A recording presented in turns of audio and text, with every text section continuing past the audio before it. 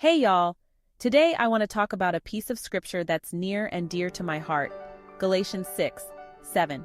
Do not be deceived, God cannot be mocked. A man reaps what he sows. Now let's break that down a bit, shall we? The first part, do not be deceived, is a wake-up call. It's like God saying, hey, pay attention. Too often we go through life thinking our actions don't have consequences. But this verse is a gentle reminder that they absolutely do. Next, God cannot be mocked. This means God sees everything. We can't fool him, y'all. It's a call to live honestly and faithfully because God's always watching.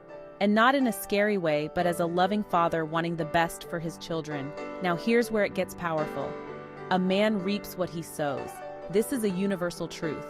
If you plant good seeds, kindness, love, patience, you'll reap a harvest of blessings. But if you sow negativity, deceit, or hatred, that's what you'll get back.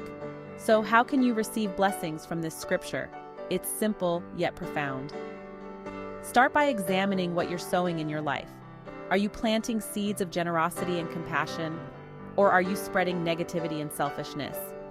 Take time each day to be intentional with your actions. It could be something small, like helping a neighbor or being patient with a coworker. These little seeds will grow into big blessings over time. And don't forget to water those seeds with prayer and trust in God. Ask Him to guide you, to show you where you need to change, and to help you grow. When you live in alignment with God's principles, the blessings will follow. Remember, God's timing isn't always our timing. Sometimes we plant seeds and don't see immediate results. But don't get discouraged. Keep sowing good seeds, keep praying, and keep trusting. God's promises never fail.